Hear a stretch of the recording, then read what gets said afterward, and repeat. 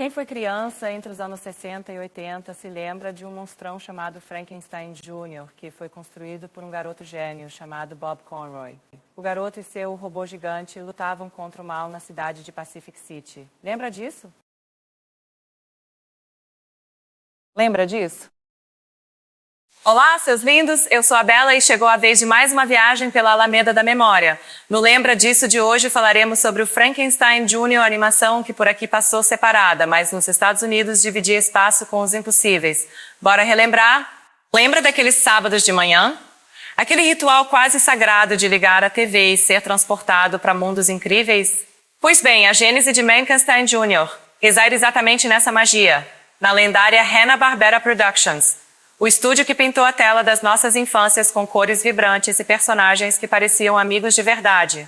No final dos anos 60, enquanto o mundo girava e a televisão buscava incessantemente aquela faísca de novidade que nos faria vibrar, a Hanna-Barbera teve uma ideia simplesmente genial. E se pegássemos um mito clássico, algo que já conhecíamos, e o virássemos de cabeça para baixo? Em vez do monstro que nos dava calafrios, por que não criar um gigante pro bem, um herói improvável que nos faria sorrir? Surgem o professor Conroy e seu filho Bob. O gênio da animação criou um brinquedo de 30 metros para seu filho, que decidiu usar presente para combater o mal em Pacific City. Pense na época. A ficção científica nos fascinava, os super-heróis eram nossos ídolos. Frankenstein Jr. soube capturar essa essência, apresentando um herói único, com poderes que nos faziam arregalar os olhos, mas com um jeito de ser tão familiar, quase como um amigo grandão e um pouco atrapalhado. A popularidade do desenho também se estendeu para além das telas, com o lançamento de histórias em quadrinhos que davam continuidade às aventuras de Bob e Frank, permitindo que os fãs mergulhassem ainda mais em seu mundo. A produção era a receita secreta da Hanna-Barbera que a gente tanto amava. Roteiros que nos prendiam do início ao fim, com aquela dose certa de aventura e um humor que fazia a gente gargalhar. Os personagens ganhavam vida sob os traços de artistas talentosos, com aquele estilo inconfundível e acolhedor. E as vozes? As vozes expressivas, marcantes, que davam alma a cada fala, a cada grunhido do nosso gigante favorito. A decisão de ambientar tudo em Pacific City, uma cidade litorânea que parecia a saída de um futuro que a gente só podia imaginar, era pura genialidade. Dava um toque de modernidade e abria um leque de possibilidades para vilões com planos mirabolantes e para sequências de ação que nos deixavam grudados na tela. E aquela música, a trilha sonora que embalava nossas manhãs de sábado, uma melodia que grudava na cabeça, uma letra que nos contava exatamente o que precisávamos saber sobre aqueles heróis improváveis, era a cereja do bolo, a marca registrada que nos fazia reconhecer Frankenstein Jr. em qualquer lugar. A popularidade do desenho também se estendeu para além das telas, com o lançamento de histórias em quadrinhos que davam continuidade às aventuras de Bob e Frank. Assim, com uma ideia que acendia a nossa curiosidade, a maestria da Hanna-Barbera e nos fazer sonhar, e uma equipe que colocava o coração em cada detalhe, Frankenstein Jr. estava pronto para entrar em nossas vidas e deixar uma marca inesquecível. No Brasil, as aventuras de Frank e Bob começaram a encantar as crianças durante a década de 1970, através de canais como a Rede Manchete, a TV Bandeirantes e o SBT, que abriram suas telas para as aventuras emocionantes de Bob e seu gigante de metal. As emoções vividas na tela se expandiram para as páginas dos quadrinhos, onde novas histórias e desafios aguardavam o jovem cientista e seu gigantesco amigo. Em seu laboratório secreto, o professor Conroy deu vida a algo extraordinário, um robô gigante, forte como nenhum outro. Frankenstein Jr., como foi carinhosamente batizado, era uma maravilha da engenharia, capaz de voar pelos céus com suas hélices secretas e possuidor de uma força que parecia não ter limites. Ele era a esperança da cidade, o guardião silencioso pronto para entrar em ação.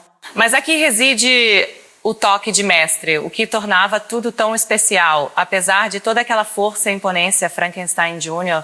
tinha uma alma de criança. Sua mente era um turbilhão de inocência, de curiosidade pura, e ele via o mundo com olhos arregalados, absorvendo cada detalhe, às vezes com resultados hilários. Essa mistura de poder bruto e ingenuidade era o tempero secreto que nos fazia amar cada episódio.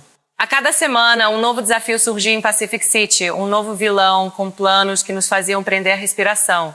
E era nesse momento que Bob, com sua inteligência afiada, acionava seu gigante de metal. Bob era a voz da razão, o guia que conduzia Frankenstein Jr. em suas missões perigosas.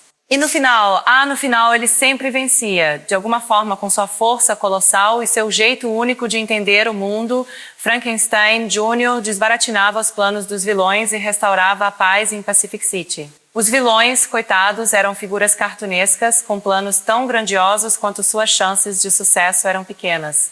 A relação entre Bob e Frankenstein Jr. era o coração pulsante da história.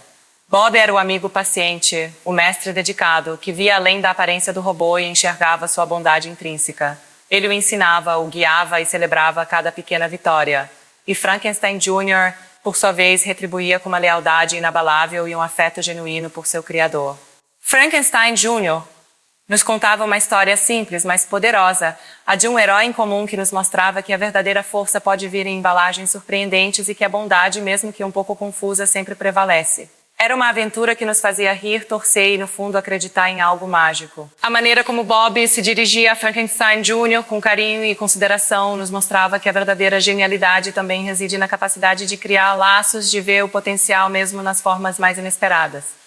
E para toda boa história de herói, precisamos de vilões, não é mesmo? Em Frankenstein Jr., eles eram a personificação do lado travesso da imaginação, aqueles que nos faziam torcer ainda mais pelos nossos heróis. Caricatos, com planos mirabolantes e personalidades que beiravam o ridículo, eles eram essenciais para a dinâmica da série. Nos Estados Unidos, quem acompanhava as aventuras de Frankenstein Jr. logo após Em Os Impossíveis já estava no clima de ação e comédia. No Brasil, não era diferente, com o público vibrando a cada aparição do gigante nos canais que marcaram a infância de muitos. Suas aventuras também ganharam vida nas páginas dos quadrinhos, expandindo seu universo e apresentando novas ameaças e aliados. E para os fãs mais modernos, uma surpresa, Frankenstein Jr. também marcou presença no popular quadrinho Future Quest, minissérie de 2016 que trouxe releituras dos clássicos personagens da Hanna-Barbera. Cada vilão trazia consigo uma nova ameaça, um novo desafio para Bob e Frankenstein Jr., cientistas malucos com invenções que desafiavam a lógica, ladrões espertalhões com planos dignos de um filme, tiranos sedentos por poder. A variedade era grande e a criatividade ilimitada. Seus designs eram um espetáculo à parte. Rostos expressivos, roupas extravagantes, acessórios que gritavam "sou o vilão". Eles eram fáceis de identificar e, no fundo, até sentíamos um certo prazer em vê-los ser derrotados pelas ações bem intencionadas, ainda que um pouco caóticas de Frankenstein Jr. Os planos eram sempre grandiosos, ambiciosos, mas invariavelmente fadados ao fracasso. E era justamente essa previsibilidade, essa certeza de que o bem triunfaria no final que nos dava uma sensação de conforto e segurança. Sabíamos que, não importa o quão ameaçador o vilão pudesse parecer, Frankenstein Jr. e Bob dariam um jeito. Embora não fossem personagens profundos ou complexos, os vilões de Menos Frankenstein Jr. cumpriam seu papel com maestria. Eles eram os catalisadores da ação, os obstáculos que nossos heróis precisavam superar para nos mostrar o poder da amizade, da inteligência e da força bem direcionada. Nos Estados Unidos, dividir o tempo com Os Impossíveis só reforçou essa marca na memória afetiva de uma geração. No Brasil, as tardes e manhãs em frente à TV, acompanhando as aventuras de Frankie, também deixaram uma saudade gostosa. E para os fãs que nunca se esqueceram do Gigante Gentil, a sua inclusão no universo de Myth Future Quest é uma prova de que seu carisma transcende gerações e mídias, permitindo que novos públicos descubram a alegria de ter um amigo gigante um pouco atrapalhado lutando pelo bem. Mesmo com o passar dos anos, a imagem de Frankenstein Jr. voando pelos céus de Pacific City com um sorriso um tanto mecânico, é verdade, no rosto ainda evoca uma ponta de nostalgia. Ele nos lembra de um tempo em que a imaginação era o nosso maior superpoder e em que um gigante gentil com alma de criança podia ser o maior herói de todos. Frankenstein Jr. não é apenas um desenho, é uma parte preciosa da nossa infância, uma memória carismática que continua a nos fazer sorrir. O conceito por trás do personagem não é inédito, uma vez que o anime Tetsujin Nijoachi Ji, também conhecido como Gigantô, era de 1963, e Giant Robo, ou Johnny Sokko and His Flying Robot, era de 1967, e ambas apresentavam robôs gigantes que lutavam contra o mal. Se comparado com o segundo, vemos ainda mais semelhanças, uma vez que ambos os robôs eram controlados por infantes que usavam artefatos específicos. A diferença é que o japonês usava um relógio e o da HD um anel, como Frankenstein Jr. and the Impossibles é da temporada de 66-67 e Johnny Sokko and his Flying Robot começou pouco após seu encerramento, fica a pergunta, inconsciente coletivo ou cópia? Como muitos desenhos da Hanna-Barbera, Frankenstein Jr. and the Impossibles teve apenas uma temporada com 18 episódios que foram exibidos entre 10 de setembro de 1966 e 17 de janeiro de 1967. Curiosamente, a animação foi cancelada porque muitos pais reclamaram do suposto excesso de violência que incentivaria seus filhos a repetir os atos vistos na telinha. Foi um fim triste para uma série tão divertida.